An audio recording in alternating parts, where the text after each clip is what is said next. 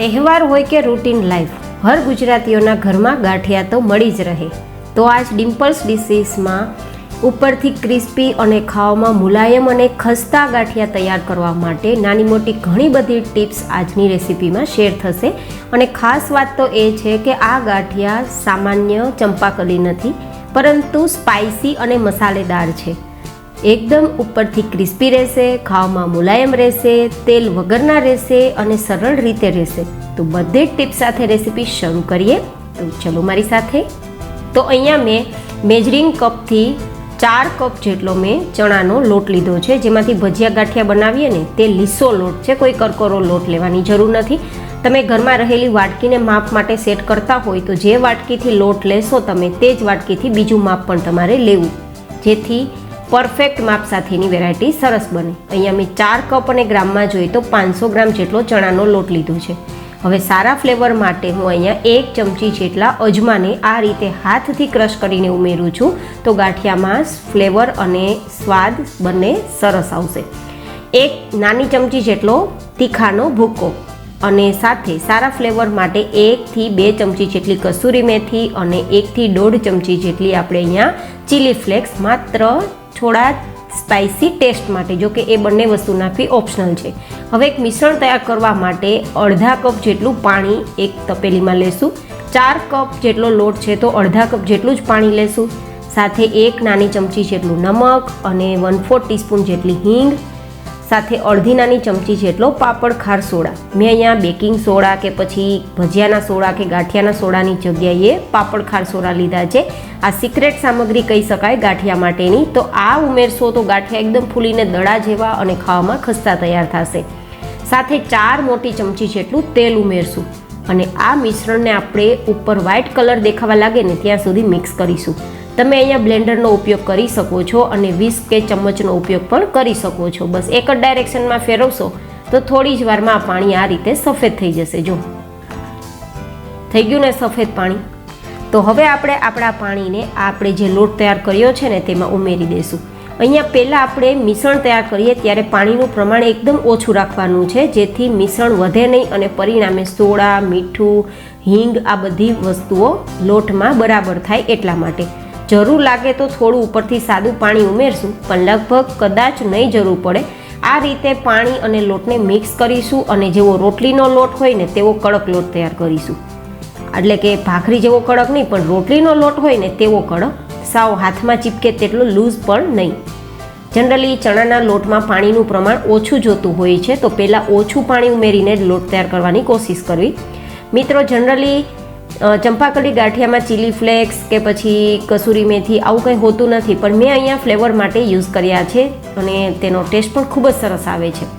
હવે અત્યારે 1 ચમચી જેટલું મારે પાણીની જરૂર પડી છે, તો ઉમેરી અને લોટને બાંધી લઉં છું આ રીતે. તો અડધા કપની ઉપર 1 ચમચી જેટલું પાણીનો ઉપયોગ મારે થયો છે. તમારે કેટલું પાણી જોશે તે લોટની ક્વોલિટી અને ક્વોન્ટિટી ઉપર આધારિત રહેશે, પણ બને તો પાણી પહેલાં ઓછું જ ઉપયોગમાં લેવું. આ રીતે મેં રોટલી જેવો લોટ તૈયાર કરી લીધો છે. હવે તમે આ લોટનું ટેક્સચર જુઓ. જો આ લોટનો કલર પણ થોડો ડાર્ક છે અને એકદમ તિરાડવાળો લોટ છે. જો લીસો કે સ્મૂધ લોટ નથી.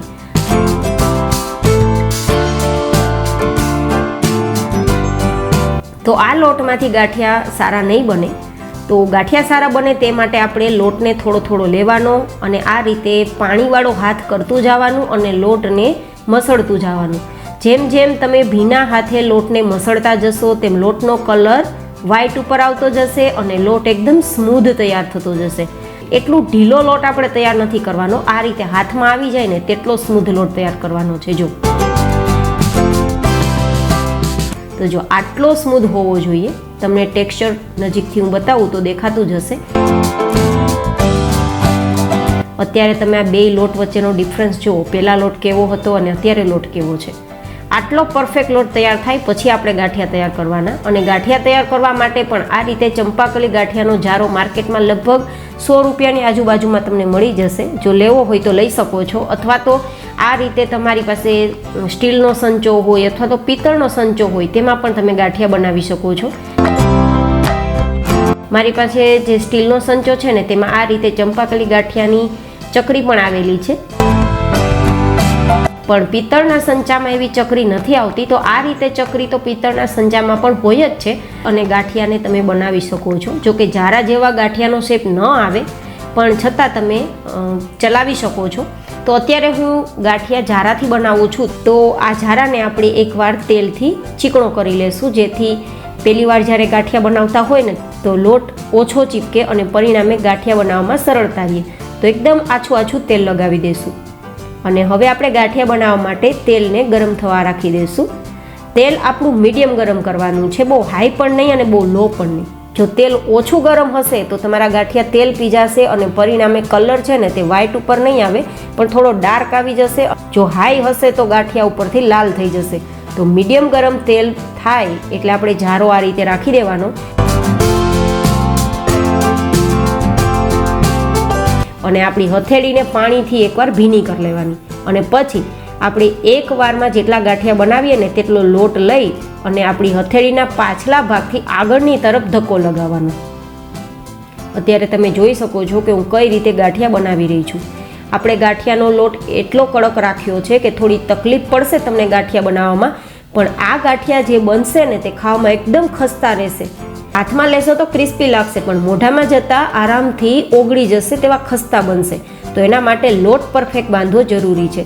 આપણે લોટમાં પણ વધારે પ્રમાણમાં મોણ એટલા જ માટે નથી નાખ્યું કે ગાંઠિયા છે તે અંદરથી એકદમ ડાર્ક કલરના ના બની જાય અને તેલવાળા જે હોય ને બહારના ગાંઠિયા તેવા ના થાય, પણ એકદમ વ્હાઇટ કલર અને ઓછા તેલવાળા બને એટલા માટે. આ નાની મોટી ટિપ્સ થોડી લોટ બાંધવામાં તમે ધ્યાન રાખજો. હવે ગાંઠિયા પડી ગયા છે તો થોડું ઉપરથી થપથપાવી દેશું, જેથી ઝારામાં પાછળની તરફ ચીપકેલા ગાંઠિયા પણ તેલમાં આવી જાય.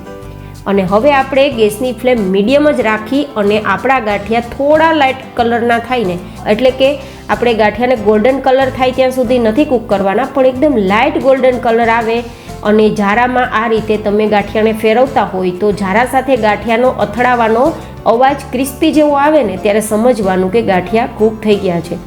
અને બીજી એક મેથડ છે કે ગાંઠિયા કૂક થયા છે કે નહીં તે સમજવા માટે તેલને અંદર રહેલા બબલ્સ જોવાના. અત્યારે જો તમને બબલ્સ એકદમ ઓછા દેખાતા હશે, જ્યારે ગાંઠિયા બન્યા ત્યારે તેલના ફીણ જેને કહીએ છીએ, જેને બબલ્સ કહીએ છીએ, તે એકદમ દેખાતા હતા, અત્યારે એકદમ ઓછા થઈ ગયા છે.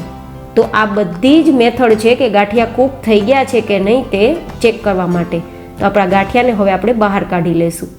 અત્યારે તમે જોઈ શકો છો કે ગાંઠિયા એકદમ ઓઇલ ફ્રી અને એકદમ સફેદ કલરના તૈયાર થયા છે. જો બિલકુલ તેલ પી ગયા હોય ને તેવો કલર નથી. તો આ ગાંઠિયાને તમે કદાચ ચા સાથે ખાશો ને તો પણ મજા આવશે, કારણ કે ચીલી ફ્લેક્સ અને કસૂરી મેથીના કારણે ખૂબ જ ટેસ્ટફુલ બને છે. એકવાર આ રીતે બનાવવાની ટ્રાય કરજો. જો આરામથી ટુકડા થાય છે, મતલબ ક્રિસ્પી છે અને ખાવામાં હું તમને ગેરંટી આપું છું આ મેથડ અપનાવશો તો મોંમાં જતાં ઓગળી જાય તેવા ખસ્તા જ બનશે. ફરી મળીશું એક નવી ઇન્ટરેસ્ટિંગ રેસીપી સાથે. ત્યાં સુધી bye bye and take care.